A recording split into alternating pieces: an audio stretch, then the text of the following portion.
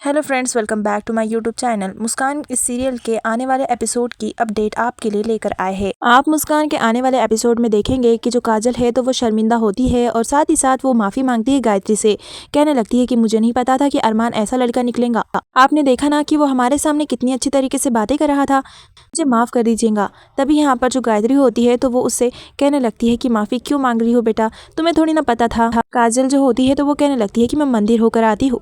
वहीं आ जाती है मुस्कान और वो देखती है कि काजल कमरे से बाहर जा रही है। गायत्री भी कमरे से उठकर बाहर जाने लगती है। तभी गायत्री को थोड़ा कुछ रियलाइज होता है तो वो पीछे पलटकर मुस्कान से कहने लगती है कि समझ नहीं आ रहा है कि तुम्हें क्या कहूँ।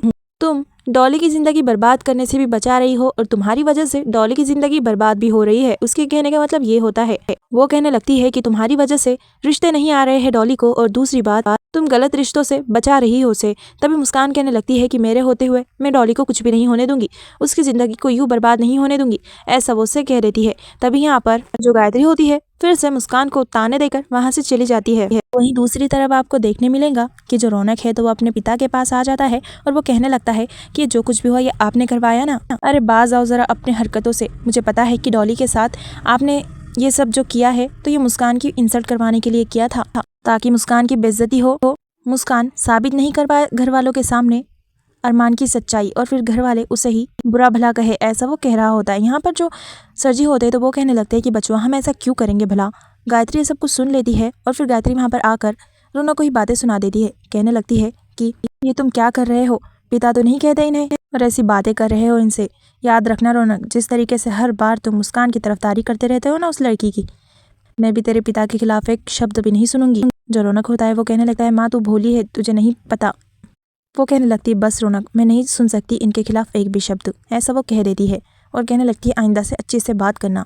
गुस्सा हो जाती है रौनक से और कहने लगती है दोनों बाप बेटे जान के दुश्मन पड़े हुए एक दूसरे के, अरे जान से मारना चाहते एक दूसरे को, खून के प्यासे हो गए हैं एक दूसरे से, यही दिन देखना रह गया था मुझे, ऐसा वो कहने लगती है। क्या हो गया है तुझे और क्यों कर रहा है तू ये सब, ऐसा वो कह रही होती है। साथ ही साथ बहुत बातें सुनाती है और खुद भी परेशान हो रही होती है। वहीं सर जी मुस्कुराकर देख रहे होते हैं रौनक को, ऐसा बता रहे होते हैं कि देख तेरी माँ मेरे सपोर्ट से है। काजल ये सब कुछ देख रही होती है और कहने लगती है अच्छा हुआ कि मेरा फोन रह गया था, वरना ये तो ड्रामा मुझे देखने के लिए मिलता ही नहीं, ऐसा वो कह देती है। फिर हमें दिखाया जाएगा जो काजल है तो कहीं आती है, वो जो सीक्रेट मैन होता है उसी से मिलने के लिए आती है और कहने लगती है वाह तुम तो अपने प्लान में कामयाब रहे। जिस तरीके से तुमने बाप बेटे के दिल में एक दूसरे के लिए दुश्मनी पैदा की है, एक दूसरे को उनका ही खून का प्यासा किया है, तो मानना पड़ेगा तुझे, ऐसा उसका कहने का मतलब होता है। फिर वो कहने लगती है रौनक जी हमेशा हमेशा के लिए मेरे हो जाएंगे और हम अपने प्लान में कामयाब रहेंगे। वो सीक्रेट मैन और कोई नहीं बल्कि सुजॉय होता है। सुजॉय जो होता है वो जिंदा होता है। फिर वो जिंदा कैसे रहता है इस बारे में हमें बताया जाएगा। जो सुजॉय होता है उसे पता होता है सर जी की असलियत, कि वो ज़रूर उसके साथ ऐसा कुछ ना कुछ करेंगे, इसीलिए वो उस दिन फुल प्रोटेक्शन के साथ आता है। बंदूक की गोली उसके सीने में ना आए इसलिए वो कुछ कवर लगाकर आता है अंदर से और अपने आदमियों को भी वहाँ पर लेकर आता है, ऐसा कुछ हो तो वो जल्द ही तुरंत उसे बचा ले, ऐसा हमें दिखाया जाएगा। इस तरीके से सुजॉय फिर से इस कहानी में आएगा।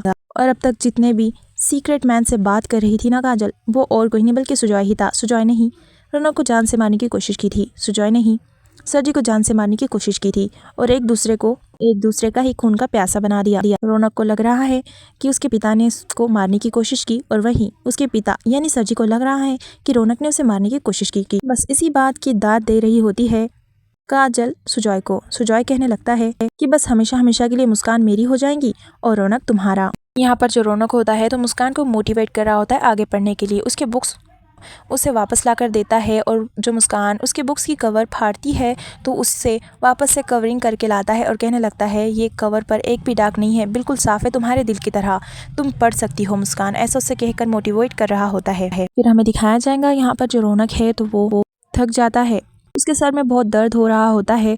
तभी जो मुस्कान होती है टैबलेट लेकर आती है और दूसरी तरफ जो काजल होती है नींबू पानी लेकर आती है, दोनों एक साथ उसे ये ट्रीटमेंट दे रहे होते हैं। तभी जो रौनक होता है वो कहने लगता है हम ऑटोमेटिकली ठीक हो जाएंगे, तुम दोनों सो जाओ। और फिर वो कहने लगता है कि काश जल्दी से फैसला सुना दे मिसेस सेना, ऐसा वो कह देता है। यहाँ पर रात हो जाती है, सब सो रहे होते हैं। काजल जो होती है तो उसका कुछ प्लान हो रहा होता है, जोर जोर से चिल्लाने लगती है। रौनक उसे देखकर सो जाता है। काजल जो होती है बहुत चिल्ला रही होती है, कहने लगती है रौनक जी को लेकर आओ। मुस्कान रौनक को जगाने की कोशिश कर रही होती है। रौनक जग जाता है। फिर जो काजल होती है तो वो रौनक को जबरदस्ती चिपकने की कोशिश कर रही होती है। तभी वो उसे गले लगा लेती है और कहने लगती है रौनक जी मुझे बहुत डर लग रहा है, आप ठीक तो है ना, प्लीज़ मुझे आपके पास ही रखिए, मुझे आपसे दूर मत कीजिए, ऐसा वो कह रही होती है।